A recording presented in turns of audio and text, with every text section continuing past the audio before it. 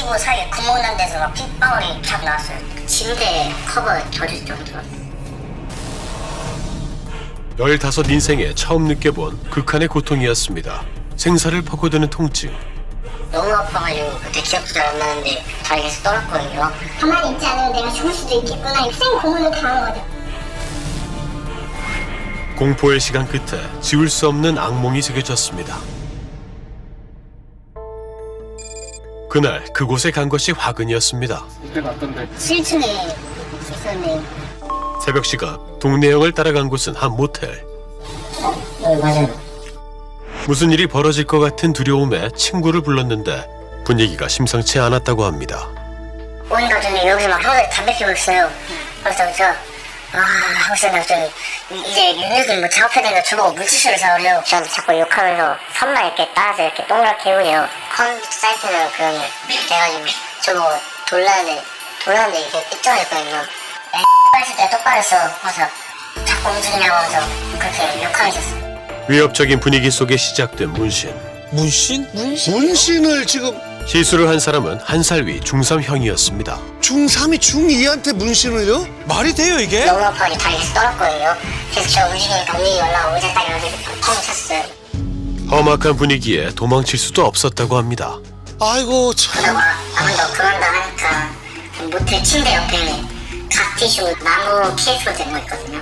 그걸로 머리 때리면서 잠그라고 얘가 계속 움직이니까 야 진짜 짝대기로 확 그려버린다. 공포와 고통에 휩싸였던 악몽 같은 시간, 그 결과는 더 끔찍했습니다.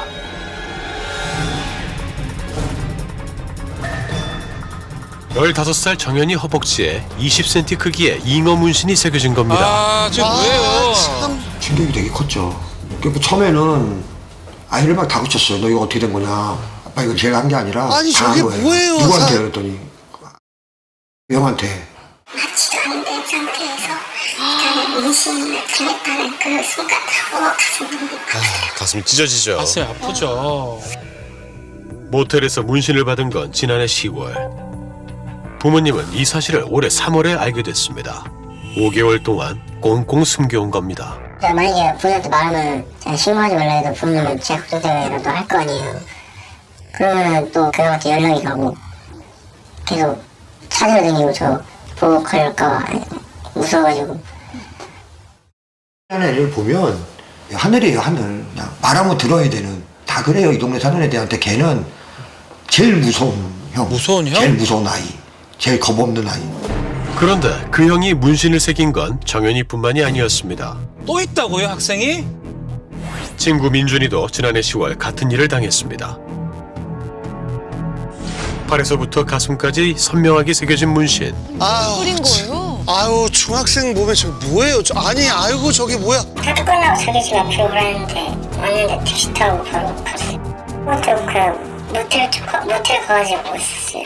안 하겠다 했는데 계속 참으라고 그래서 그랬었어요. 너무 아파가지고 그 옆에 있는 형 꽉 잡고 있었어요. 문신을 당하고 열흘 뒤 아니. 우연히 아들의 몸을 본 부모님은 충격 그 자체였다고 합니다. 적당히 피가 거꾸로 흐른다는 말이 안 나더라고요. 흉터 하나도 없이 키우네. 4살짜리가 했다는 게 진짜 이게 말이 되는지. 말이 안 되죠. 강압적으로 문신을 한 형은 입단속까지 시켰답니다. 저한테 무슨 있는 타투라는 타투샵에서 되게 구체적으로 자연스럽게 애가 얘기를 하더라고요. 만약에 걸렸을 경우에 이렇게 얘기하라고까지 애한테 시킨 거예요. 이 모든 것까지 애한테 다 세뇌를 시켜놓은 거예요. 만약에 본인한테 걸리면은 내가 한 게 아니라 여기 타투 찌파 있거든요. 타투. 똑같이 거짓말을 시켰네요. 똑같네요. 전문 타투이스트가 보기엔 어떨까? 아이고야, 그 선이 2줄 3줄 엉망인데요. 아 너무 조악해요. 정말 기본도 안 된 상태고요.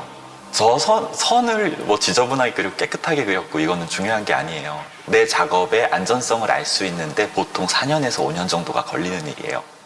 그런데 처음 잡아보면서 저런 작업을 사람 몸에 한다는 건 말이 안 되는 일입니다. 중3 학생이 중2 학생에게 불법으로 그것도 강압적으로 문신을 새기는 기막힌 일이 벌어졌습니다. 그런데 가해 학생 측에선 단 한 번의 사과도 없었다고 합니다. 안녕하세요. 혹시 학생 아버지이시나요? 예, 어디세요? 학생 문순한 학생이요. 아, 저를 전화 통화 안 할래요. 끊으세요. 왜 어떻게 하셨는지 모르겠지만 전화가 옳지 않아요. 확보하시고 하나씩 원하시면 안 돼요. 동네형 이윤성과의 악연은 2년 전 중학교 1학년 때 시작됐습니다. 본인도 문신을 많이 했네요. 이사 와서 얼마 안 돼가지고 중학교 1학년 들어갔는데 전화가 오는데 전화를 무서워하고 못 받는 전화가 있는 거예요. 예. 근데 문자가 왔어요. 어떤 애가 우리 아들한테 욕을 하는 거야. 야, 이 새끼야, 전화 씹냐? 뒤질래? 문자를 보낸 거예요. 깜짝 놀랐죠. 돈 없다니까 갑자기 너 나 누군지 알지? 자기한테 SNS 진출을 원래요. 진출을 걸었더니 그 뒤로 계속 연락 왔어요. 얼마 있냐? 뭐 어디냐? 만약에 어디냐고 해서 놀고 있다면 불러가지고 돈 구하라고 잡아두거나 뭐 담배 사가라고 심부름 시키고 다 하기 싫은데 거부를 못하죠. 거부하면 말이니까. 어디를 어떻게 때렸어요? 뺨도 때리고 그런 옛날에 태권도 선수였는데 발로도 차고 진짜 시험을 유도기술에서 넘어뜨린 다음에 뺨 때리고 때릴 수 있으면 다 때려놨어요. 이윤성의 괴롭힘은 1년 넘게 계속됐고 결국 학교 폭력으로 신고해 접촉 금지 처분을 받았습니다. 그런데 그게 끝이 아니었습니다. 한번 보시면 하루도 안 빼고 돈을 뺏어가요. 하루도 안 빼고. 단 하루도. 우리 애들 대답은 항상 그거죠. 네, 형. 알았어요. 네, 형. 학교 폭력 신고 이후 최근까지도 끊임없이 돈을 갈취해온 겁니다. 야, 돈 없다면 구해서 보내라 하고 그러네. 학교 이름 왜 저렇게 협박을 하는 겁니까? 그 형의 말은 거역할 수 없었습니다. 보복이 두려워 부모님께 말할 용기도 내지 못했습니다. 약한 동네후배 괴롭히기 딱 좋은. 돈을 뺏고 괴롭히는 것도 모자라 원치 않는 문신까지 새긴 동네형. 볼 때마다 얼마나 괴롭까. 그러니까요. 민준이 역시 몸에 새겨진 문신만큼 그동안 당한 일들이 지우고 싶은 악몽이라고 합니다. 만나면 일단 몸을 약간 검사했어요. 1학년 때문에.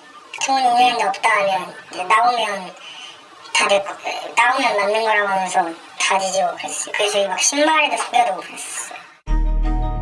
시도 때도 없이 보내는 메시지 지옥에서 벗어날 수 없었습니다. 할 수 있는 거라곤 형의 비위를 맞추는 것이었습니다. 아니 무슨 돈 맡겨놓은 것처럼 달라고 계속하네요. 조폭 말투 같은데요? 얼마나 괴로웠을까요? 브러쉬랑 가방이랑 옷 저희 춥다고 가져가거나 저기 하루만 쓴다고 가져간다거나 그렇게 하고 안 전문가는 가해 학생의 갈취하는 방식에 주목했습니다. 다짜고짜 5,000원 보내. 돈이 얼마 없습니다. 구해서 보낼게요. 10분 줄게. 구해보겠습니다. 이렇게 돈을 갈취를 하거든요. 은행에서 채권자도 이렇게 이야기하지 않습니다. 내가 그냥 버튼 누르면 돈 나오는 기계처럼 생각하는 게 아닌가 이렇게 생각이 들어서 저는 오히려 조직폭력배나 이런 어떤 채권자보다도 더 지독하다. 정말 중세시대 때 왕과 노예의 관계 같은 그런 관계가 지속되어 왔구나 이렇게 생각해 볼 수 있었습니다. 끊임없는 괴롭힘에 강제 문신까지 학교 폭력이란 올가미에 걸린 민준이는 처참하게 무너졌습니다. 무기력증이 와서 작년에 하던 게 거의 학교를 안 갔고 그냥 학업이 중요한데 애가 그냥 우울하고 자기 인생이 약간 망한 것 같고 막 이런 생각이 들었나 봐요. 1학년 2학기 때 딱 걔 만난 그 시기가 딱 맞물리는 거죠. 그 이후로는 다 틀어진 거예요. 웃음이 많은 아들이었습니다. 활발한 성격에 친구들도 따르고 학교에선 모범적인 학생이었습니다.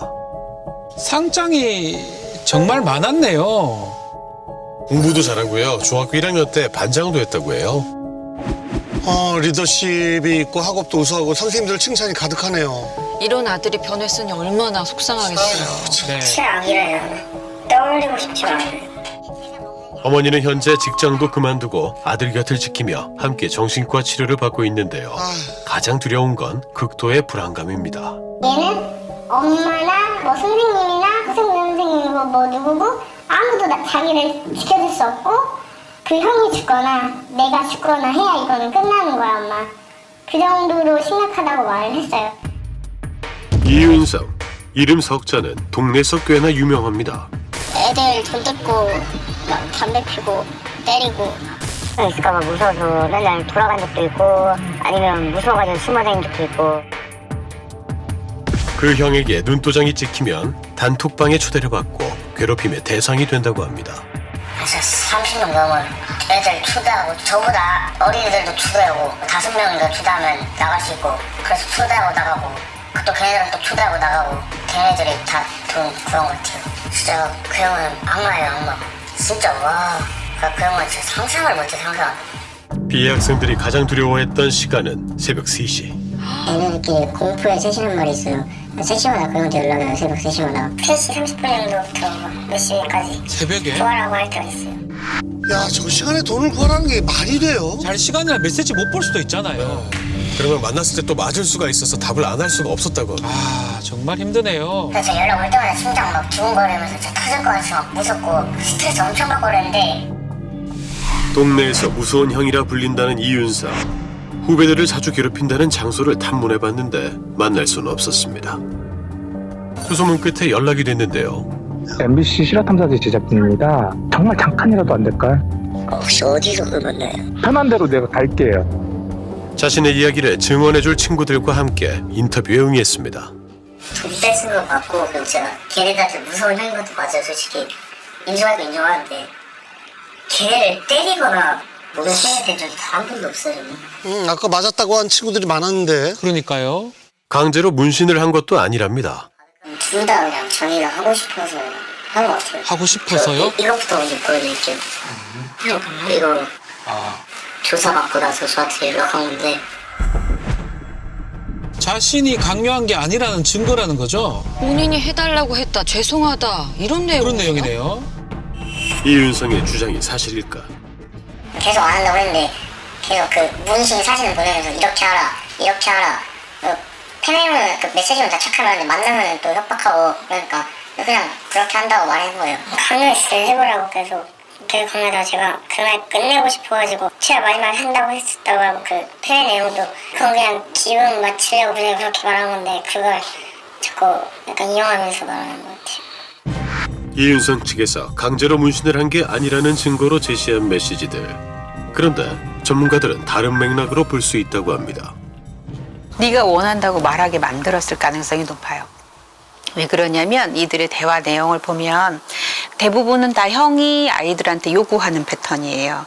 근데 이 아이들이 유독 문신만 형에게 요구했다는 건 말이 안 돼요. 그럼 상대방이 뭔가 해주겠다라는 말을 할 때까지 계속 이제 타진을 하는 거죠. 속된 표현은 밑밥을 뿌리고 그런 다음에 할게요라고 말을 하면 이제 네가 원해서 하는 거지 내가 너한테 하라고 강요한 적은 없어. 맞지? 라고 말하기 시작하는 거죠. 굉장히 교활한 수법이에요. 그래서 예전에 도가니에서도 나왔었지만 폭력을 오래 당한 그 아동이 가해자의 무릎 위에 앉아서 이렇게 노는 장면이 나와요. 이거는 자발적인 게 아닌가 이렇게 생각을 합니다. 그 반대입니다. 내가 비위를 맞추면 폭력이 그동안에는 이루어지지 않고 약간의 보상이 이루어지는 이런 가스라이팅이 반복이 되어지면 특히 우리 미성년 청소년들은 당연히 이런 행동들을 보일 수 있다는 것이죠. 한 번 시작된 괴롭힘은 멈추지 않았고 끔찍한 악몽까지 남겼습니다. 원치 않는 문신을 새긴 것도 문제지만 자칫 위험할 수도 있는 상황이었습니다. 지금 작업의 결과물을 봤을 때 이 친구가 위생 교육을 받고 위생을 지켰을 리는 만무합니다. 타투에서 가장 중요한 부분이 위생이고요. 녹색병원에서 교육을 하고 있는 감염관리 지침상으로는요. 물티슈 혹은 키친타월 같은 걸로 작업할 때 닦지 못하게 되어 있어요. 무조건 멸균 거즈를 사용해야 하고요. 작업 시작부터 끝까지 멸균 상태를 유지하게끔 교육을 하고 있습니다. 모텔 방에서 이루어졌던 문신 시술, 위생 개념은 전무했습니다. 당연히 그랬겠죠. 그랬겠죠. 네. 여기 살 구멍 생겼는데 피가 나온다고 피가 했잖아요. 몰랐어. 그냥 닦아요 계속 나가. 그 물티슈로 닦았어 그러면? 아 휴지요. 여기 있는 휴지로? 바세린 같은 거만 발랐어요. 바르는 약간 로션 같은 걸로 하면서 계속 바르면서 했었어요. 그냥 두들겨 패서 멍이 생긴 것과 저는 동일한 폭력이라고 생각을 해요. 무서운 형이 때릴 때 맞을 수밖에 없는 것과 무서운 형이 너 일로 와 하고 타투를 할 때 고통을 참으면서 그거를 견딜 수밖에 없었던 거 동일한 폭력이라고 생각을 합니다. 저는 그 친구가 타투이스트 지망생이라고 생각하지 않아요. 그 친구는 그냥 폭력배예요. 누군가에게 폭력을 행사한 거거든요. 지난 5월 11일 학생들은 그동안의 피해 사실을 세상에 폭로했습니다. 그런데 그 다음날 길에서 우연히 이윤성을 만났다고 합니다. 아, 뭐예요? 감성하는데 갑자기 눈 마주치자마자 저희 쪽으로 바로 왔었어요. 그러니까 훈련에 당눈 마주쳐가지고 거기 잡혔던 거. 형이 때릴까봐 친구들이 촬영을 했다고. 안 들려? 형이 이겨서? 일세웠다가 막 하면서 진술 제대로 하라고 형한테도 전화하라고 해서 형이 화나면 너네 어떻게 할지 모른다고 그랬어요. 뉴스 인터뷰를 한 정연이 아버지에 대한 뒷이야기도 들렸다고 합니다. 일한 아이가 학교 끝나고 PC방을 갔는데 만났대요. 내 얘기를 하면서 야 걔는 법을 너무 몰라. 증거가 다 이렇게 있는데 아주 이번에 걔네 집 박살날 거야. 무고로 내가 다 우리 아버지가 다 할 거야. 하기로 했어. 변호사 다 선임했어. 중학생들에게 문신을 시술한 이윤성의 부모는 어떤 입장일까? 어렵게 아버지를 만날 수 있었습니다. 그러니까 바른 아이는 아니에요 사실. 범죄 행위니까 의료보호 위반이기도 하고. 근데 제가 강제로 하지는 않았는데 그것까지 죄를 뒤집어 쓰는 거는. 아이들이 원해서 받은 문신인데 상대 부모는 합의금부터 요구했다는데요. 이 엄마가 문신을 한 걸 알고 저한테 전화가 오셨어요. 문신 지우는 비용을 달라 그러시더라고요. 그래서 이걸 우리 아들한테 물어보니까 강제로 한 게 아니고 네가 원해서 해준 건데 왜 그거를 우리가 다 부담해야 되고 내가 왜 줘야 되냐. 그래서 저는 이렇게 얘기한 거죠. 그럼 딱 한 통화 하셨던. 네, 한 통화 했어요. 그런데 민준이 어머니 이야기는 전혀 달랐습니다. 잘못 해본 적이 없어요. 제가 말씀드렸다시피 6개월, 7개월 동안 전화번호도 알지도 못했었잖아요. 근데 어떻게 전화를 하면 다 뭐 전화하자마자 지금 아이가 이렇게 당했는데 돈을 뭐 얼마를 그 사람들이 줄 수 있는지 몰라도 그 돈을 받는다고 해서 이 상처가 지어지는 게 아니잖아요.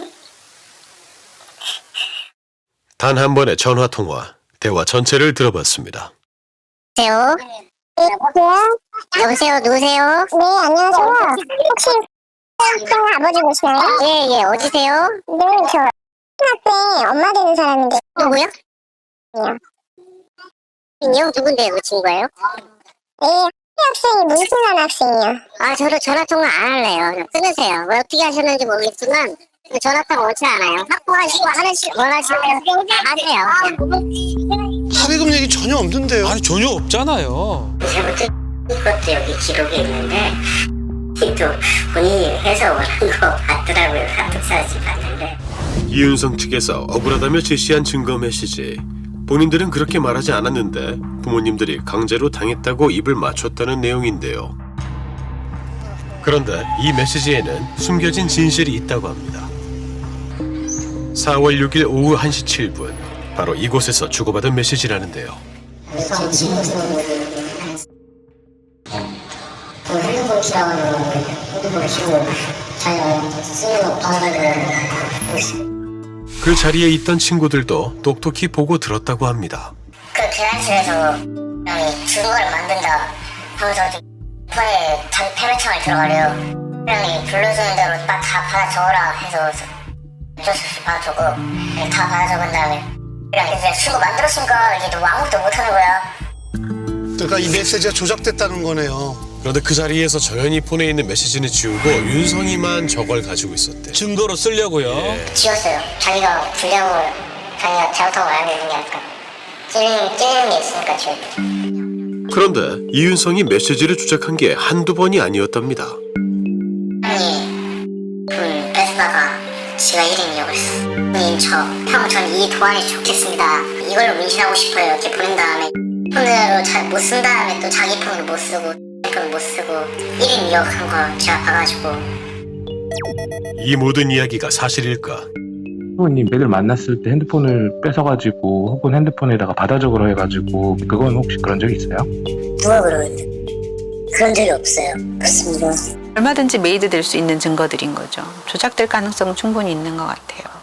그러니까 이게 일이 벌어지고 나서 둘을 분리하지 않았기 때문에 그 사이에 여전히 하나는 상이고 하나는 하잖아요. 피해자가 가해자에게 노출되면 증거들이 오염되고 손상되는 경우가 되게 많잖아요. 지금 이 사건은 그럴 가능성 너무 많은 사건이에요. 그래서 애초부터 조금 더 엄히 사안을 바라보고 둘을 좀 분리하는 작업을 했어야 하지 않았을까 싶어요.